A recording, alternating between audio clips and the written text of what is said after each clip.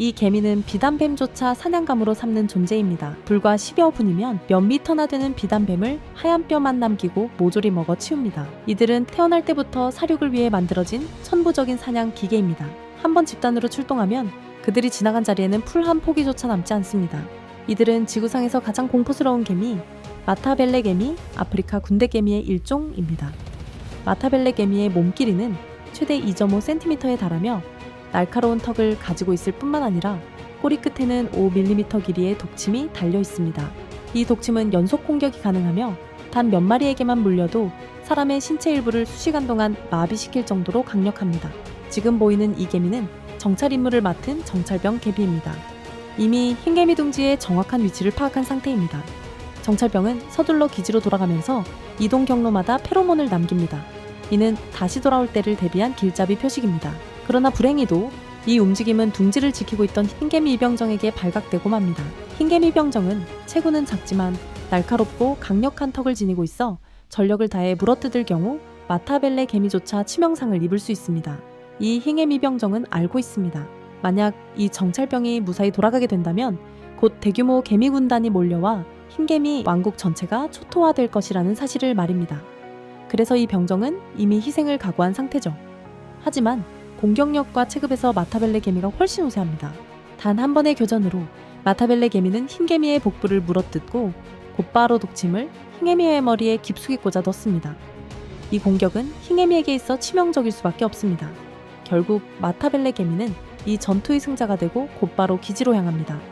파괴된 흰개미 둥지는 지금이 바로 공격에 나설 최적의 순간이기 때문입니다. 한편 쓰러진 흰개미 병정은 아직 완전히 죽지 않았습니다. 그는 마지막 힘을 다해 복잡한 진동 신호를 보내 둥지 안의 동료들에게 마타벨레 개미 대군이 곧 들이닥칠 것임을 알립니다. 같은 시각 정찰병은 기지에 도착합니다. 둥지 입구에는 이미 먹고 남은 흰개미의 빈 껍질들이 수북이 쌓여 있습니다. 마타벨레 개미는 육식성 개미이지만 다른 개미들과 달리 주된 먹이원이 거의 흰개미입니다. 어두운 둥지 안에는 언제든 출정할 준비가 된 병정 개미들이 집결해 있습니다. 이들은 마치 철저한 훈련을 받은 군대와도 같습니다. 단 1분 만에 둥지 속 병력 전원이 일제히 출동합니다. 이번에 동원된 병력은 무려 800마리 이상.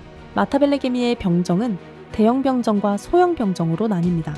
대형 병정은 전투와 둥지 파괴를 담당하고 소형 병정은 둥지 내부로 침투해 흰개미와 싸우며 유충을 탈취합니다. 이 개미 군단은 진영 또한 매우 치밀합니다. 대형 병정은 앞과 뒤를 막고 소형 병정은 중앙에 집중 배치됩니다. 이동 중에도 일부 병력은 경계를 전담합니다. 접근하는 모든 생명체는 즉시 공격 대상이 됩니다. 위험 구간에 들어서면 행군을 멈추고 대열을 원형 진영으로 전환해 지휘 개체를 중앙에서 보호합니다. 그러나 이들은 흰개미의 지혜를 과소평가하고 말았습니다. 이미 수천 마리의 흰개미 병정이 이들의 이동 경로에 매복해 있었던 것입니다.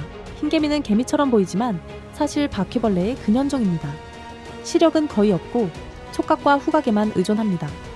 이 병정들의 임무는 적을 섬멸하는 것이 아닙니다.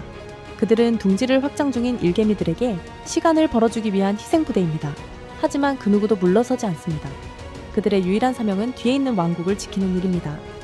흰개미 병정의 턱은 상대의 팔다리를 잘라낼 만큼 강력하지만 시력을 잃은 점은 치명적인 약점이 됩니다.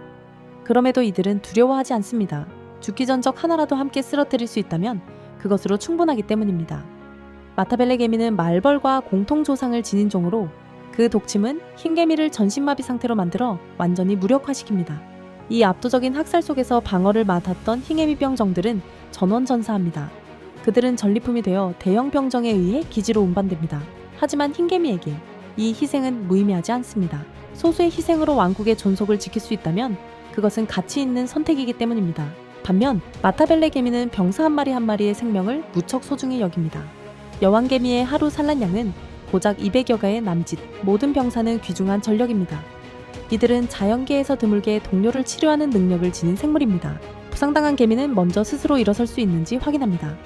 아직 싸울 수 있다고 판단되면 구조신호 페로몬을 방출합니다. 이를 감지한 동료는 부상자를 기지로 옮겨 치료를 받고 치료를 받은 개미는 다시 전장에 복귀할 수 있습니다.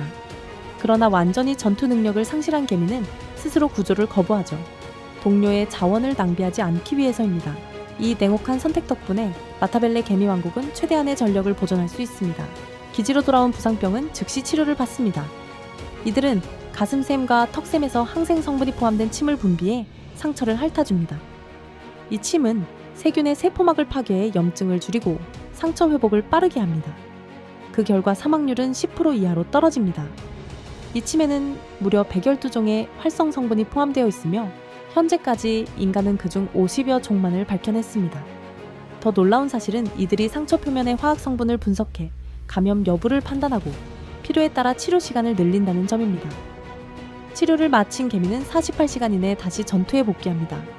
심각한 절단을 입은 개미도 결코 버려지지 않습니다. 이들은 유충을 돌보거나 보다 안전한 역할을 맡습니다.